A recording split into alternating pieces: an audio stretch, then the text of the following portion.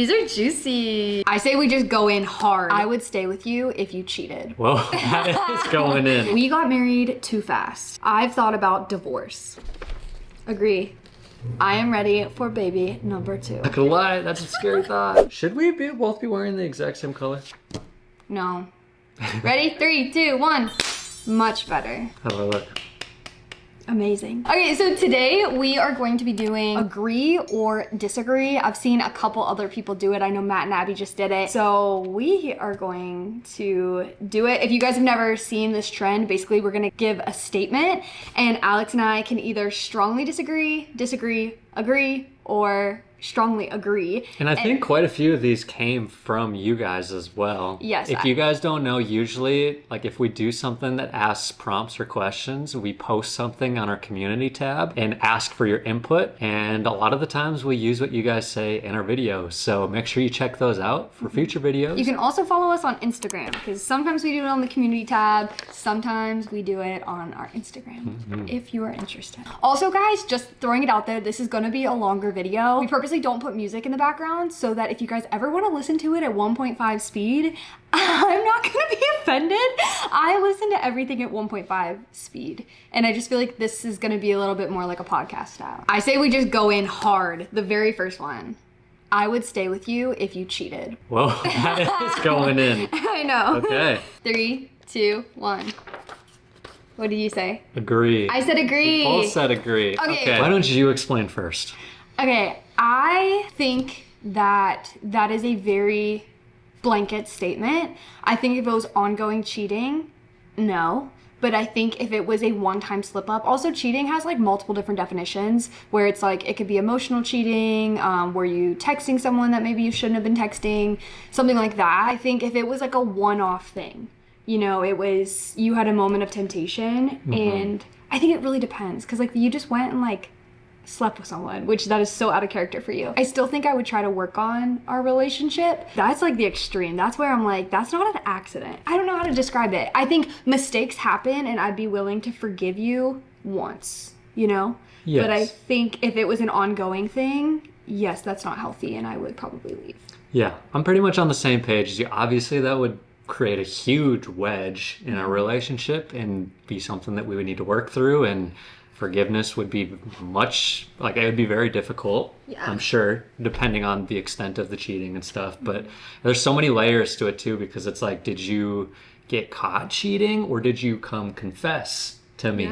Like that makes a difference too. But I definitely lean more on the side of agree, because I'm like, okay, there's no way, like if she ever did something like that, she would be coming to me bawling, crying the second after. The chances of me not being able to get over that would be pretty slim. Like I think there'd be a very, very small % chance that I wouldn't be able to. And I think counseling would be huge. Like we would automatically be going to counseling. We say agree, it's not a free pass. No. But it's just knowing that we are humans and we make mistakes. And I actually know personally quite a few strong Christian couples that at least once in their relationship they've done something that they should not have done, and have, like, it's not like they slept with someone, but like maybe they started texting a girlfriend, you know, or something. I don't know, I just think forgiveness is powerful. Yeah, absolutely. We should have named our daughter something else.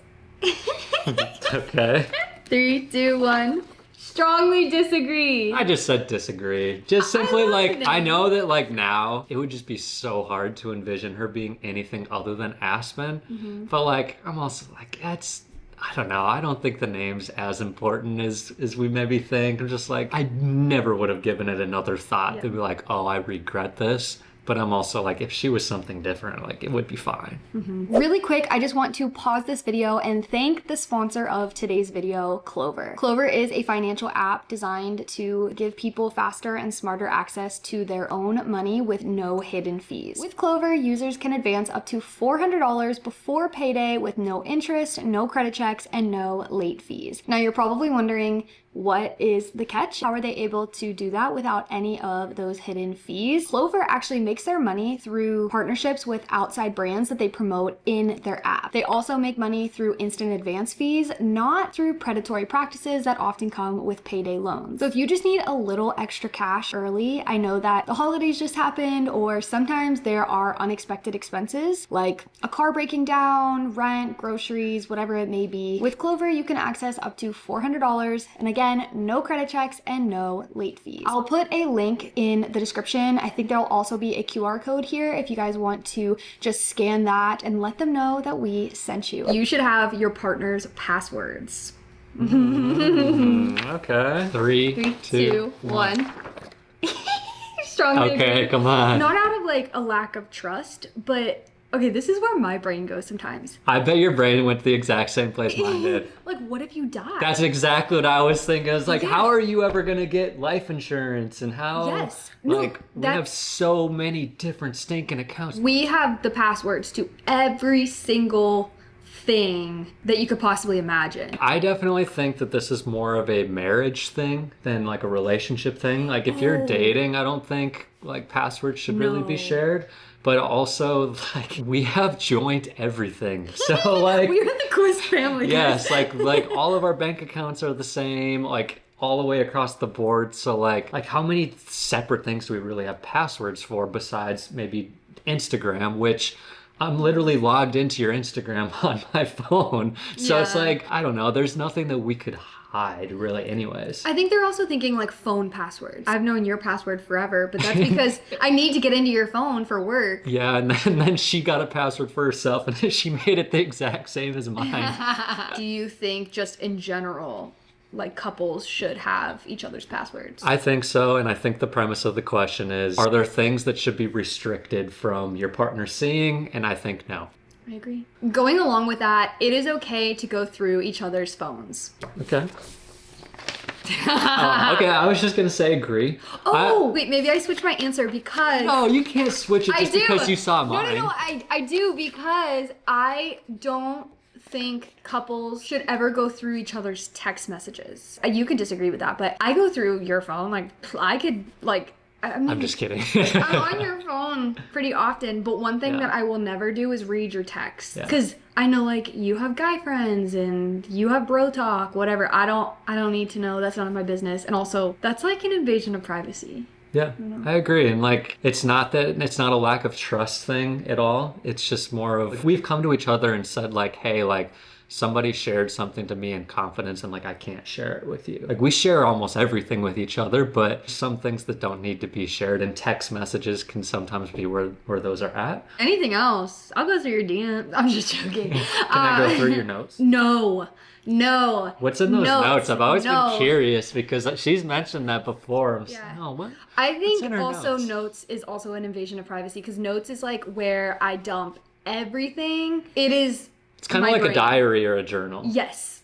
I don't read your journal. I would never read your journal, your diary, anything, and notes is in there. So no notes and no text messages. These are juicy. Another one. Okay. The next one, social media is hard on our relationship. 3, 2, 1. Okay, we both said agree. Now we have some explaining to do on this one because people are like, oh, give me the tea. No, I think it's less like actually social media. I think it's just our work sometimes. Yeah. Because I think sometimes when we feel empty, we're like, oh crap, like we post 2 videos every single day, plus a long form video every week. Plus, in addition to that, like any sponsorships or anything like that. And so I think in general, I think it's just like work is hard on us sometimes where it's like, sometimes we just need a break, or sometimes we spend, like guys, we're together, what would you say, 20 hours a day? Probably, yeah. And so I think sometimes like that could be hard because we even had a conversation recently where I think we need to spend some time apart in order for that to be healthy. I wanted to say neutral because there are like good things. Our relationship is strengthened because of the work that we do too, because we spend so much time together. But yeah, there's also parts that maybe are a little bit harder on it where, yes, the quality of time that we spend together is maybe a little bit less, but the quantity is more. right? Other than that, like maybe we're on our phones a little bit more than. Yeah. But I think like most people would say that they're on their phones too much. I don't think Yeah. that's reserved for just people that are on social media posting all the time. But it's definitely more tempting to be on our phones a little bit more because, you know, I even said it in the last video. I want to be more active in the comments. I'm trying. I'm not that great at it, but I also want to be present with my wife and Aspen. So there's good things about it. There's bad things about it. Next one is we should have waited to buy a house. Okay. 3, 2. Wait, no. Oh, okay. I need to think. 3, 2, 1. Okay. I just think it was time. We get a little bit more privacy having our own home and we can do what we want to it. I can sing as loud as I want in the house if I want to. I haven't done that recently. Maybe I should start doing that more. Maybe. Couldn't do that in a townhome, which we were at before. I actually didn't even think of the townhome when I did my But answer. also we could have been renting somewhere else. Yeah. So like we had that option. But yeah, I just think it was time. There's definitely extra work that goes into owning a home that I wasn't completely prepared for, to be honest with you. Like there's never-ending list of projects to do. I think it was the right time right before or right after we had Aspen. And now we don't have to move with, I don't know, a growing toddler and maybe a growing family sometime soon. So I said disagree. I'll be honest, I didn't even think of the townhome. If I would have thought the townhome, I would have said strongly disagree. There was a point there where we needed to get out of there. Oh my gosh, that's a story time for another time. I say disagree because if we would have waited, we would have never gotten this home. And I love this house. I don't know, I think if we waited a little bit longer, I don't know, maybe we could have got like a bigger home or we could have put like a bigger down payment down. I think of some of that stuff, but I love our home, so I disagree. Okay. I regret not starting social media sooner. I'm very curious of what your answer on this one's going to be. 3, 2, 1. I said disagree. I said strongly disagree. Aha, okay. My simple reasoning is I felt like I was where I was supposed to be before social media. I felt like I was teaching the kids that I was supposed to teach. I was where I was supposed to be. And I think that we started it at the right time because I felt like that was when God wanted us to start it. I was curious what your answer was going to be because you're strictly saying disagree with the Quist family starting when we did. I know you mentioned before like, oh, I should have gotten on TikTok earlier because when you were solo doing social media, at that point, do you wish you would have gotten into it a little bit earlier? Yes, but I hated what TikTok was in the beginning. I don't know. I'm happy. I'm content with exactly the way that it played out. Yeah, same. All right, we need to disagree on something here. Money doesn't buy happiness. 3. Wait, whoa. I thought 3 seconds was plenty. 3, 2, 1. Agree. Disagree. Okay. I think money does buy happiness. It doesn't mean just because you have money that you are happy, but like with money, you have the opportunity to do things that will make you happy. With more money, you get to go to Disney World. With more money, you get to go on vacations. With more money, you can retire earlier. That would make me happy. With more money, you can have more babies. With more money, you can have more problems. No, but does more money cause more problems? Because, hold on, let me think. No, stop. Let me actually think. Literally, Alex, my whole brain just wiped. Hold on. If you have more money, things are an inconvenience. They aren't the end of the world. If my car breaks down, that was an inconvenience. But like, I can pay to get my car towed by literally anyone and then get it fixed by the next day and then I have my car back. If you're sick and you have to go into the hospital, like that's an inconvenience, but it's not like you're not like, oh my gosh, I'm gonna get hit with a $35,000 bill. But I don't think just because you have money, you will be happy. I just think that it can bring happiness. No, you're bringing up good points. I get it. I tend to agree that it does not buy happiness simply because I think that you could find a lot of people like go to some random place in the middle of Africa where they don't have any money and some of those people are some of like the happiest people you'll ever meet that are living in huts. I'm just saying give those people $50,000 and would they be happy? They would be. Yes, they would be happy. Yes, so I understand what you're saying, but I also think that being happy, I think it's also a choice of what you're looking at. If I'm looking at all the things that I have, I should be happy, even if I don't have a lot, because I still woke up this morning, still have a beautiful wife. Like, I don't know, there's so many things that I can be happy with without money. But like at the same time, I completely understand what you're saying. Like, hey, buy me something, I'm probably gonna be happy. But like, but it's temporary happiness. Yeah, that's a good way to put it too. It's like, that's happiness, not joy. Whoa, that was good. And joy is greater than happiness. Whoa. Okay, next. Parenthood has made us better people and has strengthened our relationship. That's a good question. What are you gonna say? It's none of your business. I'm gonna tell you. Ready? 3, 2, 1. I said disagree. Oh, we both said disagree. Parenting has made me tired and has made me a little crabby. And I feel like before we got married, I was just really kind to you and I would like surprise you and I just think of you and I'd be like, oh, I'm gonna go get brownies and I'm gonna make Alex brownies tonight, or I saw this really cool thing, like we should go do this or whatever, like surprise you with a date or something. And I don't really do that anymore. And I feel like I walk around drained. But I like love being a mom. Like I love it. But I definitely think like we're in the trenches at the moment with a 1-year-old. Yeah, I think how do I want to word this? Number one, if you're struggling with your marriage, don't have a kid. That's gonna make it harder. Yeah. People think that having kids is like the solution. Yes. No. Okay. There's number one. Foundation has been laid. Okay. Like right now in this current season, I don't think our marriage has been strengthened through having a baby. I do think that once we're on the other side of it, we'll be much stronger for it. And I think we're going to be better people for it. Yes, you might not be surprising me as much or me surprising you with things because we're lacking sleep in certain seasons or just time in general. But like we're also becoming more and more unselfish because we have to. Not necessarily towards each other all the time, but I have to be more unselfish because Aspen needs our help all the time. We have to be a lot more intentional. But then also, one thing that I've been thinking about recently is like we are different people now that we are parents. Like this is a whole completely different season and we're basically just completely different people. And so now we have to figure out like, how do I love you now? I don't know. It's like how I used to love you just isn't practical. Like I cannot leave Aspen at home, run to the store and like go pick up something, or we can't leave her at home and then go on a date. And so we have to just figure out like a new way to strengthen our marriage. But and even just to the being a better person too, do you think you're more patient now than you were before we had a baby? Yeah. Okay. We have more opportunities to lose our patience now, so we probably get angry more often now, but like we're becoming more patient. So I think we are becoming better people to an extent, even though it doesn't feel like it. Yeah, exactly. That was a good question. Yeah, it was. Soulmates are a real thing. Go ahead, Alex. Give the exact same answer I'm about to give. This is so boring. I'm sorry, guys. Soulmates are a real thing. 3, 2, 1. Strongly disagree. I disagree.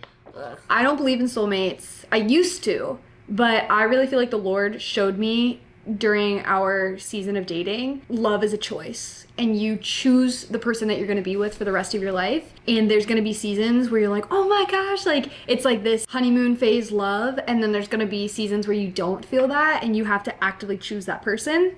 But I think the idea of a soulmate is like, oh my gosh, we're always in love, like we're perfect for each other. Even though I actually do think we're perfect for each other. But I think love is a choice. You can, if you both have the same, I mean, obviously we're Christians, so because we have the same views and values, I feel like I could have married any Christian. And if we have chosen to love each other, I feel like we would have made it work. Yeah.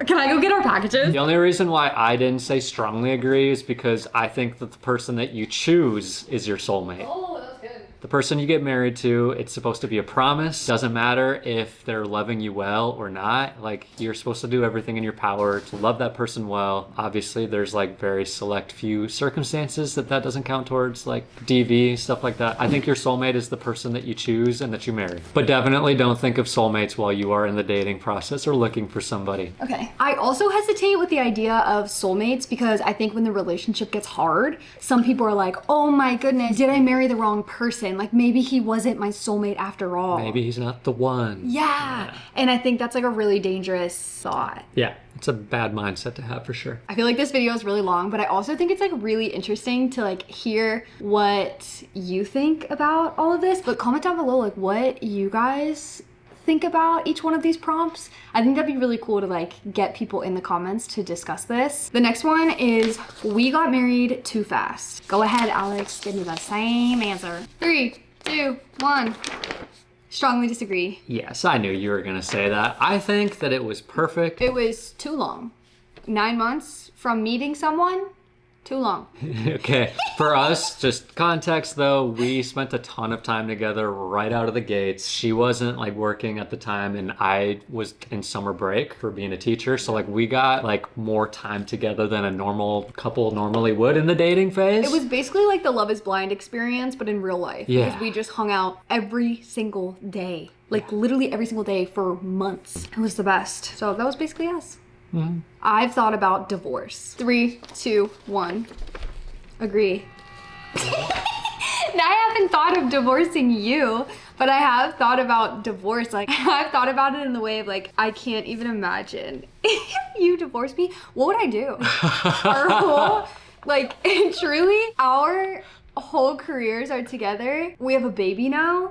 Like, what would I do? Truly. It's terrifying. I've thought about it in you've that only sense. thought it in the context of me divorcing you? Yeah. That's interesting. That would be the scariest thing. Am I not like reassuring you enough? Is that? I think that's what the point of this is, Courtney. Hey, I love you. We don't use the D word in our marriage. We don't. We never use that. It's not even an option. Off the table. Even the other day. Okay, wait. Hold on, back up. Okay. If we've both agreed that like we don't even use the word, it's not an option, why are you thinking about what would happen if we were to get divorced? So there's a couple people on my Instagram that have recently got divorced, and I just think about sometimes I'm like, wow, that would be so hard. And then I'm like, what would I do if Alex divorced me? And then I truly can't even picture life after you. There is no life after you. Like, we are never getting a divorce. But I just think it's interesting that like we both talked about it, like it will never be an option, but yeah, like, oh, what would it be like? And you just continue down that rabbit hole. It's called anxiety. I can't picture a world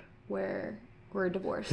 Then don't. I don't know. I think that's fair. But the question was, have I ever thought of divorce? You're being not honest. Have I considered it? Yeah, I got it. I try not to think about things that I know is not going to happen, so. Yeah. I get it though, yeah. You caught me off guard there by, oh boy. I knew your boy needs I to step it up. Very last question, because this is probably getting a little long. I am ready for baby number 2. Ooh, okay. Choose your answer very wisely, Mr. Quiz. For what? 3, 2, 1. Strongly agree. Okay, I put agree. I am so ready for baby number 2. So ready. I just say simply agree, because when are you ever going to be fully ready to bring more chaos into your life? Like good chaos, but chaos and less structure and, you know, just more craziness and yeah. Okay, that is true. Honestly, okay, technically I'm not ready at this very second, but I know that it takes 10 months. Yeah. So like I am ready to start fair. the 10 months. I'm so for it. Having Aspen has been such a joy. I love being a mom so much. Like, it makes me so happy that I just want all of the babies. Literally all of them. There's a trend going around right now where you put into ChatGPT a photo of you and your spouse and then tell ChatGPT to make your family like a family of 5 or whatever. I will put it up on the screen. I asked Chat, I was like, make us a family of 6, and then it gave us 7. I don't know. It just like gave me so much baby fever. Not gonna lie, I was driving yesterday with Aspen in the back seat, and like, you know, I'm trying to be a little bit more grateful, and as I was driving, I just looked back, it's like, man, I'm just like so grateful for this little girl. Like, she is just the sweetest little thing, and I couldn't imagine stopping at 1 child either. I can't even imagine stopping at 2. Because it's crazy that if I get pregnant one more time, we could stop. A lot of people stop at 2.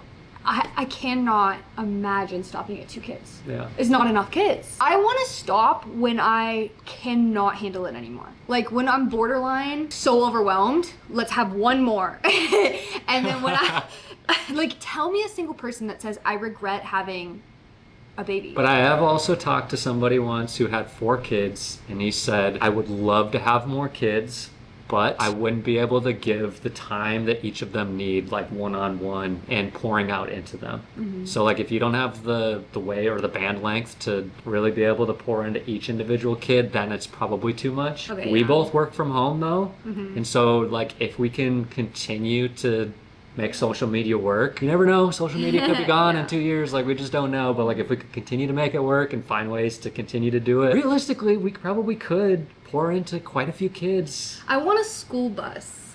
just filled with little quist babies. I think That's a scary thought. Not gonna lie, that's a scary thought. We're gonna go work on baby. I'm just kidding. Stop! We are gonna go do something else. Why are you, what? That is it for today's video. Thank you guys so much for watching. Comment down below if you guys didn't already. We'd love to know what your opinions are on each of these topics. We love you and we will see you guys later. Peace. Bye.